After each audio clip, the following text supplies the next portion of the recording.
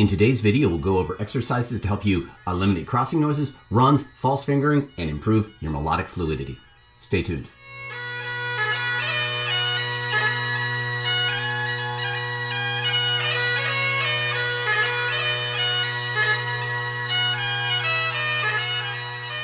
Well, hello everybody, I'm Willis Bagpiper, and on this channel I make videos to make you a stronger and more confident piper. If you like this kind of content, please think about giving the video a like and subscribing to the channel. I also teach Skype and online lessons if you want more personalized instruction, but more on that later. Recently, I've been reviewing all the videos I've made about technique, and one thing I realized is that they've all been very focused on either grace noting or embellishments, combinations of grace notes and non-grace notes in very specific rhythmic patterns. And that's all great and super important for making music on the pipes. But the thing I have not focused on is improving your melodic fluidity. How well can you make your note changes without runs, false fingering, crossing noises, and can you make the notes smooth and even? Do you have the control to do that? This exercise right here will help improve all of the things we just discussed. A free one-paged abridged version of this exercise is available for free. Download link in the description below. If you wanted access to the full 12-page version of this with every note combination you can think of, there is a link below to purchase either just the PDF or the PDF with play-along MP3 files in 2 different keys and 3 different tempos, depending on the pitch of your practice chanter. You can have access to all of that information in the link below. Or if you head by my Patreon and join at any level, you'll have access to both the 12-page document and the play-along files, so consider becoming a member. Now, let's get on with the exercises. We're going to start with simple scales. You can see here, if you look at line 1 of the document, we're starting with a low G, going up to an A and then a B. And you can see I've labeled this thirds. That's the distance between the first note and the last note in the 3-note run. You can see here we have a few examples of thirds, fourths, fifths, and sixths. In the full document, we also have sevenths, octaves, and ninths.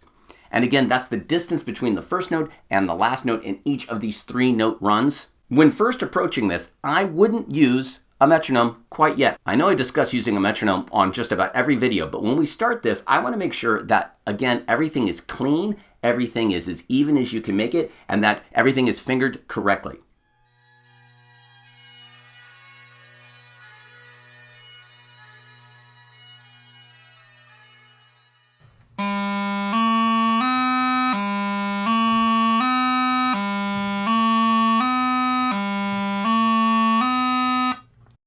Something to listen to in particular on this first example, when you're on B, heading back to low G, we want to make sure that both of those fingers come down smartly together. If the pinky is delayed or the ring finger early, you're going to hear a bit of a run on the way down, which would sound like...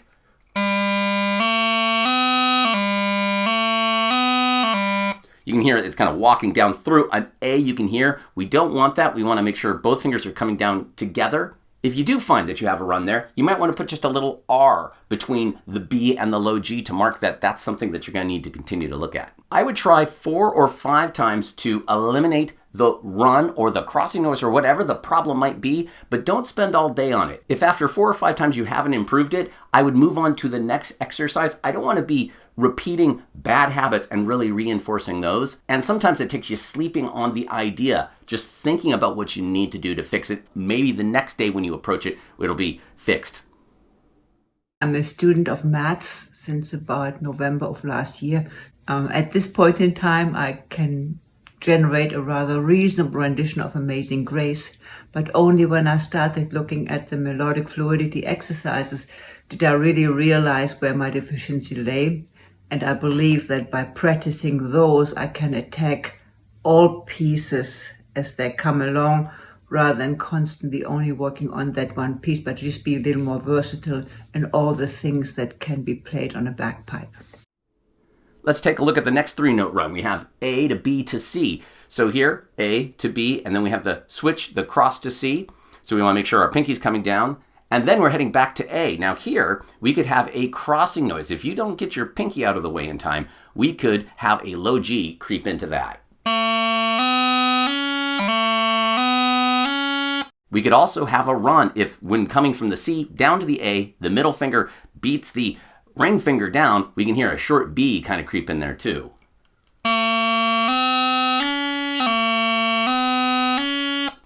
And to be honest, you can even have both a run and a crossing noise on this one.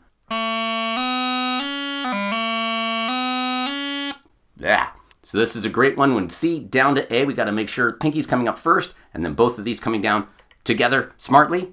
So let's give this next run of notes a try.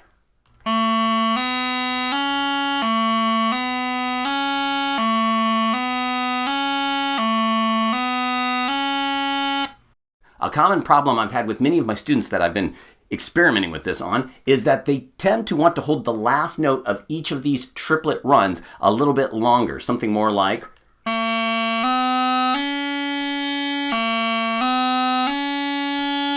I suspect it's because the hardest transition is when you're having to skip notes down in this case, but we want to make sure we keep it nice and even. We want to try to have each of these triplets be bum, bum, bum, triplet, triplet, and not holding any one of the three notes longer than another. One of the reasons we're not using the metronome yet is I want you to be able to play any of these at the speed you need to right now to get it clean, not being forced to maybe go faster than you might otherwise be ready for by using a metronome at this point. Before we move on to some other examples of this particular exercise, one way you could use this is to use it as part of your warm-up. Maybe spend 1 or 2 minutes at the top of your practice, be it on your practice chanter or your full pipes, and start where you left off last time. So if you are just beginning, of course, we're going to start from the beginning of the whole exercise. But if you get through, say, the first 4 lines, when you go back to this tomorrow for your practice, I would start right at where you left off. Put some sort of mark on the page so that you know where you left off. I tend to put 2 little marks like this, just, I don't know, that seems to help me know that's exactly where I need to start next time. The 1-page version of this is fairly easy to get through, but the full 12-page version, well, that's going to take more than 1 day to get through unless you want to sit down for 45 minutes to try to get through the whole thing. Now, in the full version, we go through each note scalically up, so we'd go from G, A, B to A, B, C, and then B, C, D, and continue all the way up the scale. On this one, we're just taking some examples from several of these different intervals. Now we're going to go on to descending thirds, starting with an F, going down to an E, and then a D. So this one has that big old cross that's possible between the E and the D, whether it's a full everything cross or just a single fingered cross. In either case, we wanted to eliminate that. One of the things I think about when I go from E to D is I always think about kind of pivoting my wrist. Not just lifting my fingers, but actually getting a little radial motion involved. It can help get those fingers out of the way. So let's give it a go.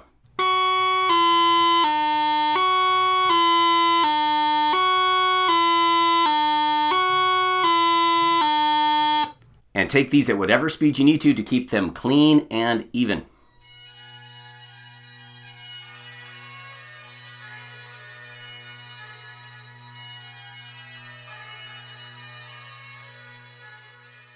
To finish up with the thirds, we're going to start now on an E. We again have that switch down to D, and this time to a C before, boom, heading back up to the E. So this one has yet another chance for a couple of different types of crossing noises. So make sure you lift. Before you lower, we want the lifting fingers on any note change to initiate the motion to make sure we avoid that crossing noise.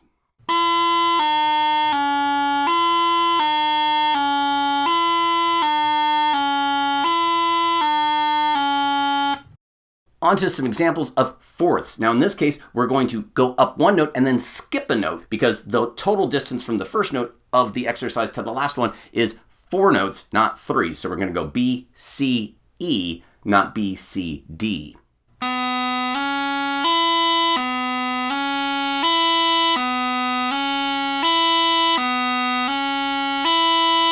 So again, cross totally possible between that C and the E there. So again, make sure that you're lifting before you lower so you don't get a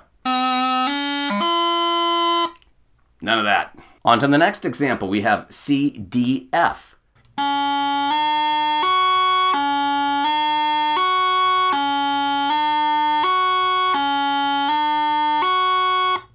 From the D to the F, there's a real chance for a run with that middle finger dragging. And in this case, there's also kind of a sound, even if it's the ring finger that's staying down. So this one, they really just have to come up smartly together. One can't lead another. They have to come up together if you're going to have it sound as clean as it can be. Now for some descending examples of fourths. This time we're going to do the same 2 we just did above, but now we're going to go down. So we're going to start with the F to the D to the C, and then the one after that will be the E to the C to the B.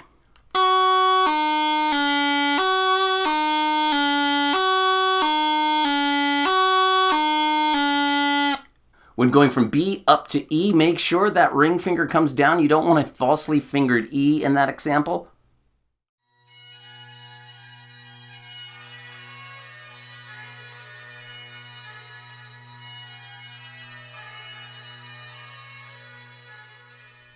Before we move on to the fifths, I wanted to discuss some of the benefits I've seen in my own playing and my students' playing when they've incorporated these exercises into their practice. This exercise can greatly improve your jig playing in particular, really making sure that you're getting a nice flow to your jig and that you're not overly holding any one note more than another. But it also helps round and even hornpipes and reels.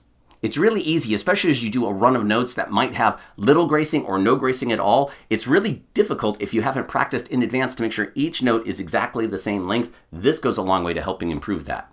But it can also help your pointed reels, marches, and strathspey playing as well. While these are even, the control and dexterity you build up in your hands by learning how to play smoothly and evenly carries over into pointed music as well. As long as the long note is longer than the short note, it is pointed.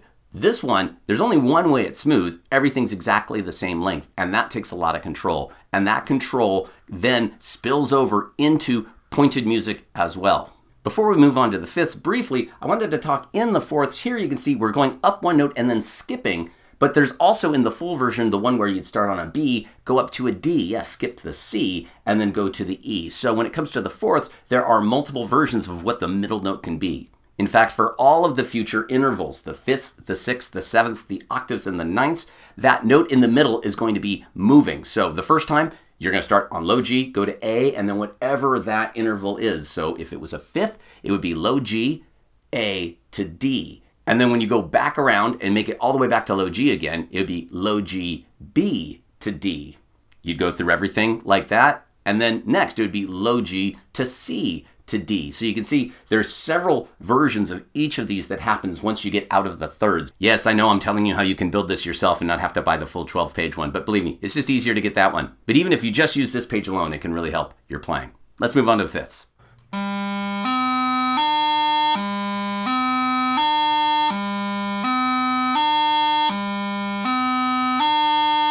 This one in particular, Run City, man. Really easy to get runs when you're going from low G to B and B to D. So on this one, really think about initiating the motion from low G to B with the ring finger, and then from B to D, again, think about some radial motion to get that pointer finger just a little bit higher than the middle finger. We don't want it like way out here. I'm not trying to exaggerate anything too much, but that's a great way to try to eliminate some runs on that one. All right, A to C to E.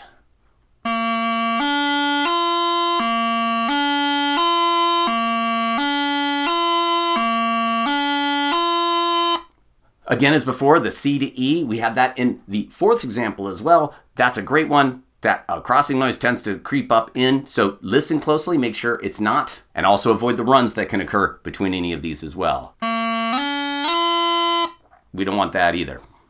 Hello, fellow pipers out there. I just wanted to give a quick shout out to Matt Willis's Improving Your Melodic Fluidity. I've been playing with it for about 2 weeks now. It's really helping me with crossing noises, really getting the notes down when they should. The MP3 files can go into Apple Music. I have it on my phone, so if I'm at a park or I come somewhere where I can play it and then have that MP3 going, really helping me with finger flow. It gets tough. There's 12 pages of it. It's not just scales. It gets pretty tricky. I enjoy it. Another, great exercise from Matt Willis. Thank you. Now, for the descending examples of the fifths, this time rather than going a third and a third, skipping a note and then skipping another note, we'll go down one note and then skip 4 notes to get to the final note of the interval here. In this case, it'll be an F to an E to a B.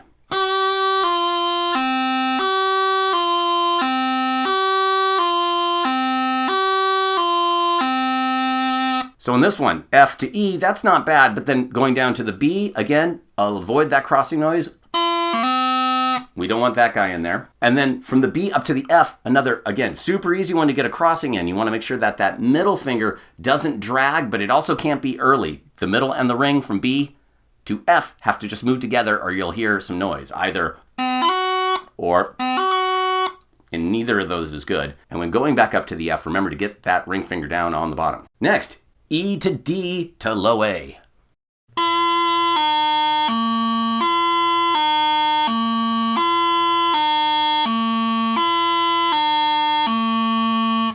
Lots of chances for crosses on this one as well. E to D, that big cross. Make sure we're lifting before we lower. And then again, from D down to low A, if that pinky stays down, you'll hear a brief little low G, and we don't want that guy either. Luckily, though, from A to E, that's fairly simple. We just have to raise our ring finger. So for once, the big skip in this one is not that hard. All right, to wrap up this one-page document, we have the 6th here. So we're going to start on a B, skip to D, but this time we're going to skip all the way to high G. Let's hear how this goes.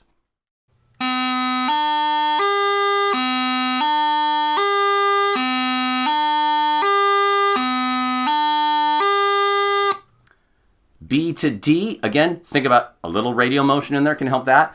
D to high G, that can be a tricky one because there's a moment where the only finger covering a hole is your back thumb if you do the switch properly and avoid that cross. But also super easy to get a run here. And because that thumb is on the back, it's much harder to get any sort of real radial motion in the top hand. So this just takes some finger control to make sure that, again, all 3 of these on the top hand going from D to high G are moving together so we don't get a... Moving on, we have C to E to high A.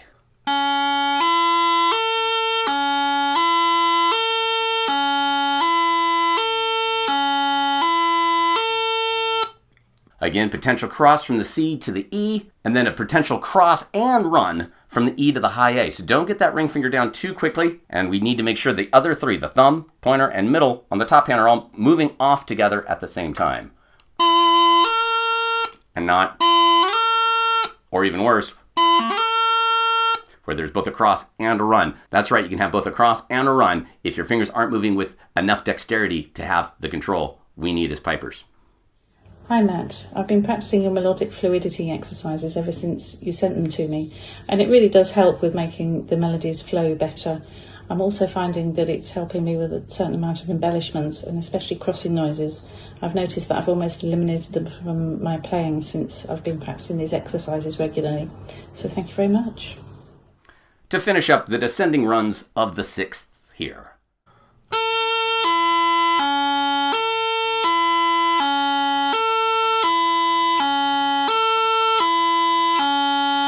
Same potential issues here as the previous example from A to E, potential cross or run, and again a potential cross and or run from the E to the C. And to wrap up this one-page abridged document, we're going to finish up with the high G to D to B.